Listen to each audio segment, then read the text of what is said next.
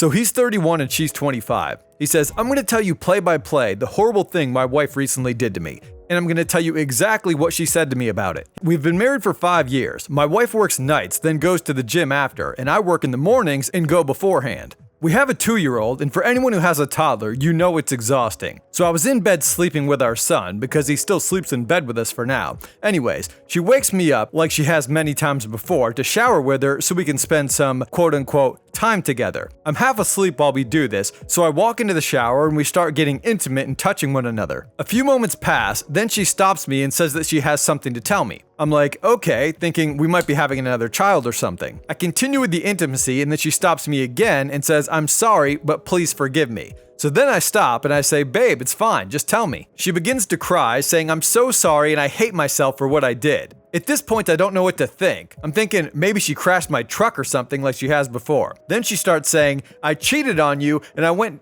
oh man, this is terrible. She says, I went downtown with my mouth on someone. So then this guy says, I'm still confused at this point and have no feelings in the moment, so I just say, babe, it's fine. What? It's fine. Your wife just told you she did mouthwork on some guy and you're just cool with it? But he says, she continues to apologize, so I finally register what's happening and I ask her, with who? Then I demand to know what happened. We're still in the shower at this point while this is all going on, and she tells me it was Andy, a friend of her side of the family. I've only seen and met this guy a couple times since we've seen each other at random family functions. He works as a paramedic next door to the hospital where my wife works and was trying to get her a job as a caseworker. So your wife traded a job for a job, huh? Up until this point, I'd been fine with him talking as he seemed like a good guy and my wife was trying to change her career. As you can imagine, I was still in shock and furious when I heard his name. Yeah, well, this is why if a guy's trying to do favors for your wife, regardless of who it is, you need to be cautious because this is what these types of guys do. They pretend like they're really nice guys with good intentions and they'll especially be nice to the husband or boyfriend. That way that guy never suspects that this person's actually trying to get in your girl's pants. This is how the sneakiest of creeps will behave. But he continues, I told my wife to tell me exactly what happened. She says they went to the gym together, but not the usual gym she goes to minutes from our house. She went to one that's 45 minutes away. Mind you, she cannot stand driving. Anyway, she tells me that they work out together and they ended up in her truck to talk. She said he then tried to lock lips with her and started to touch her body, rubbing her up top while using his fingers you know where. Wouldn't this have been a good time for her to push him away and say peace? He then put her hand on him and she started using it before including her mouth in the situation. And she says he wanted to go all the way, but at this point she says no. She claims he kept begging, but she still refused and this is as far as it went. Yeah, my guess is that she's just trickle-truthing here and that they actually did go all the way. Now this is pure speculation,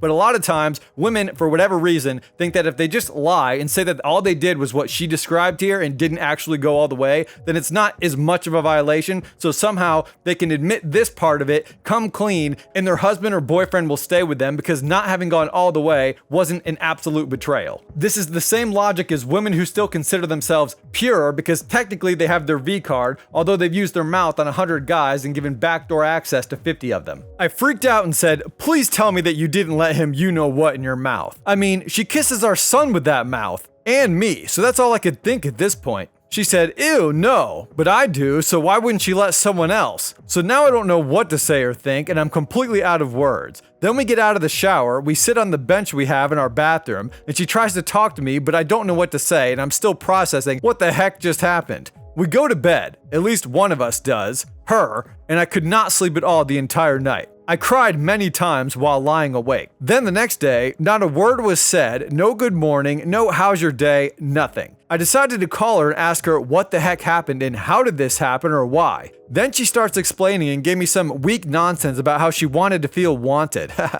that's what they always say. She wanted to have some fun. Here's a thought. How about you take your kid to Disney World or something instead of off a guy in a gym parking lot? She said after having our son, she hasn't felt the same. Well, I guess there goes the Disney World idea.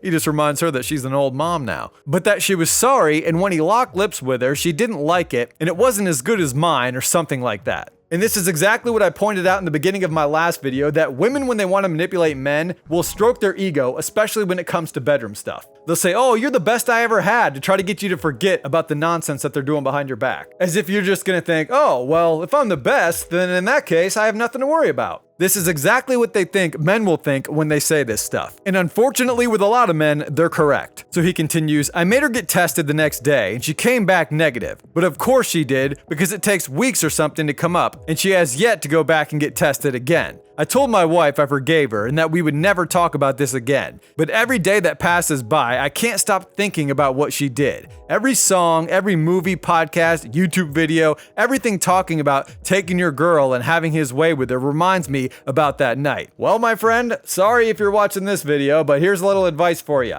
Ditch her. He says, at this point, I still haven't told my wife exactly how I feel. I just stay quiet and continue to love her. How could you still love her? So a lot of the time in the comments on these Reddit posts, people will say, oh, this is just fake and you just made this up to get people angry at women or men like this or whatever. And obviously a lot of these stories must be real, but sometimes I can't help but think that they have to be fake. Because how in the world could you have this happen to you? How could you be this man? Your wife just comes out and says this to you, and then you're just like, oh, whatever, I'm just not gonna say anything. I'm just gonna keep loving her and pretend like this never happened, or at least try to pretend. It's like, what are you thinking, my friend? You sit here and said that literally every song, every video, etc., reminds you of this situation, and it's gonna continue to remind you of this for probably eternity. So how could you possibly just try to cram this into the back of your mind and continue loving your wife as if it never happened? Get real. Now, I don't know if this post is real or not, but one thing I do know is that there are many men out there who think and act just like him, so it very well could be. And all I have to say to him and anyone else out there like him,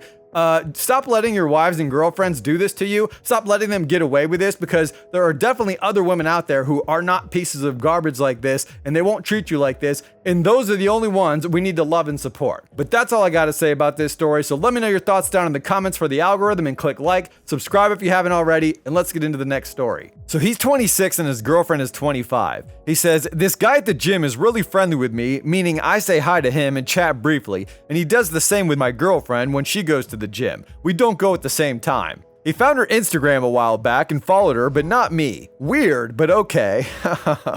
Yeah, my friend, that's not weird for a creepy gym guy who's trying to clap your girlfriend's cheeks. It's rude, but not weird. So he continues, he DM'd her a few times from what my girlfriend's told me, and it was at the very least lightly flirty, but not outright. She never actually showed me the DMs, just mentioned it. Why would she not show you the DMs? If my girl was getting DMs from some creepy gym guy who was also trying to pretend like he was cool with me, the very first thing I would do is look at them. He says, well, I haven't heard much of him messaging her, etc. in a few weeks, but I saw on her phone that she's been Snapchatting with him and they have a streak of 7 days. Again, guy, for one, like I always say, Snapchat, everything goes down on Snapchat. Right there, you know things are going downhill. And two, a streak of 7 days, that means this girl's talking to him every single day, I'm assuming. Why are you even allowing her to talk to him at all? So he says, she did not tell me that she added him on Snapchat or that she gave him her number.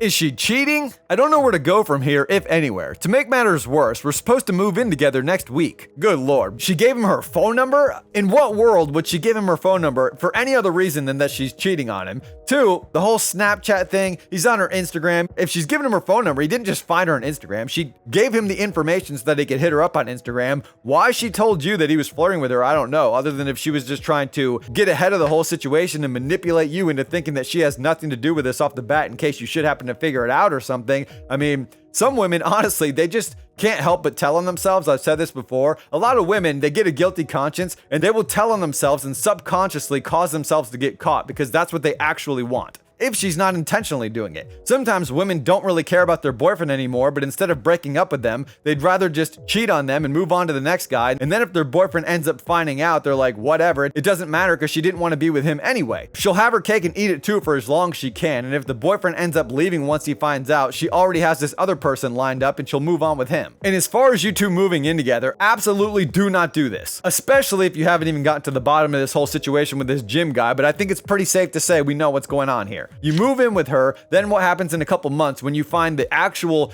hard proof that she's cheating on you? Now what are you going to do? You're going to have to try to break the lease. It's either going to cost you money or it's going to be some big hassle to try to get out of there. Or if you can't manage to break away and you have to stay stuck in this situation with this girl who's cheating on you, it's only going to turn into a bunch of arguments and confrontational nonsense you want no part of. Take it from me, I was in this situation as a very young man. I made this stupid mistake. Actually, I did this more than once and it never turned turned out well, and I learned after doing it the second time that you should absolutely never live with your girl until you're on the fast track to being married. There's no reason why a guy and a girl should be sharing an apartment when they're just boyfriend and girlfriend, because situations like this or what this guy's about to have to deal with are what you should be trying to avoid. So then this guy continues, I'm thinking of either calling the entire thing off or taking a step back and not moving in. It's hard to even trust her at this point. Yeah, I'd say. Then he has an update that says, I talked to her and she apologized, saying that she was wrong. She didn't think anything of it, but they didn't Snapchat anything inappropriate. Yeah, that was a lie. She also said that he got her number from her Apple Watch fitness account or something. What?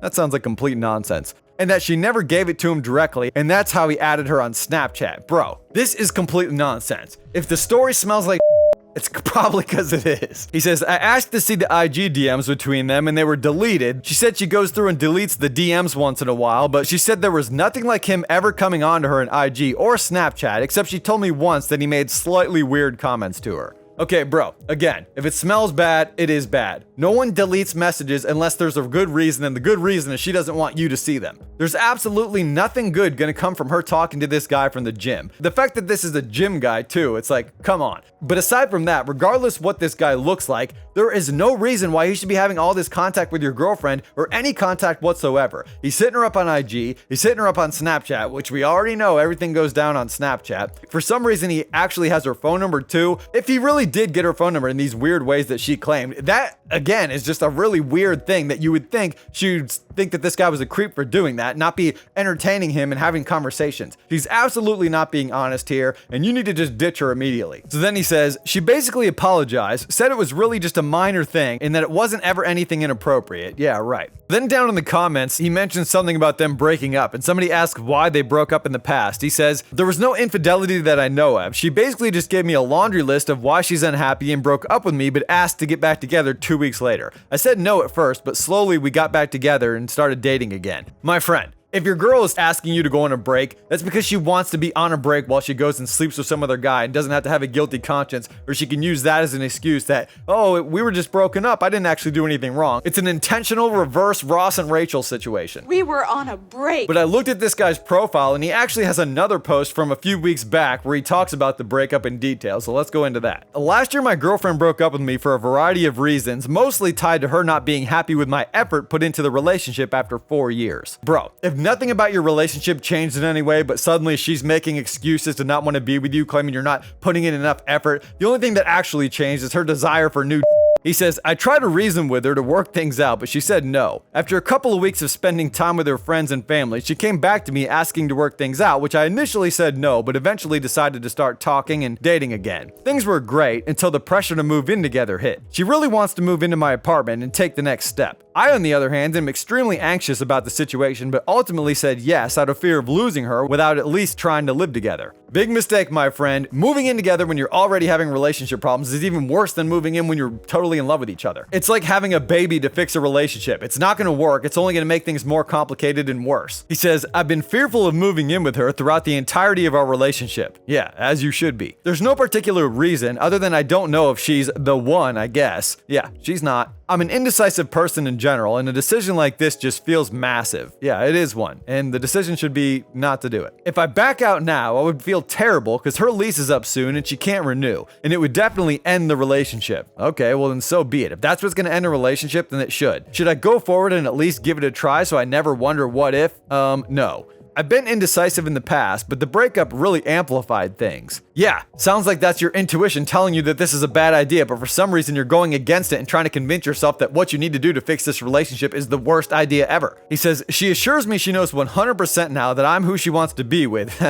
Yeah, until the gym guy walks in the picture. We mesh really well and have a lot of interests and values in common, but I just never got the feeling that she's the one. Does that even exist? Should I know by now? Yeah, let me just tell you from personal experience, my friend, I've dated a lot of women, most of whom I knew off the bat weren't the one, and throughout the entire relationship, I continued to know they weren't the one.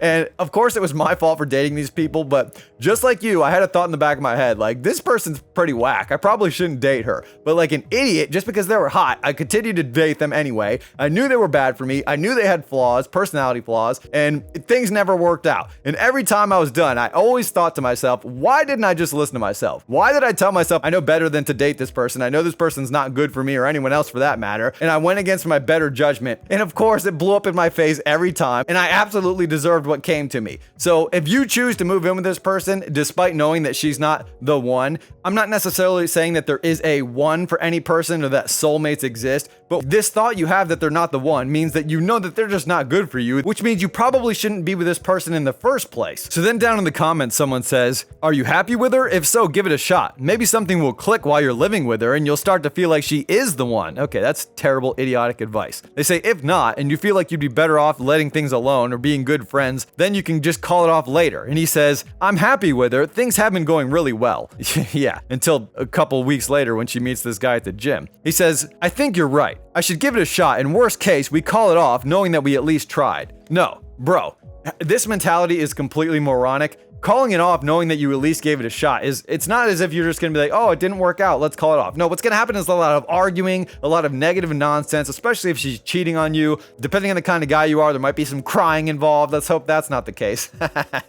But either way, it's like, no, going into something that you know already was rocky in the first place, and I guess now you're saying that you mended things or whatever, but it's like you already had a breakup and got back together. Relationships that break up and get back together, it's like those are not strong relationships and definitely not the type where you should be moving in with someone. Even if you are in a strong relationship, if you're not on the path to marriage, which you clearly said you're not, moving in is a terrible idea.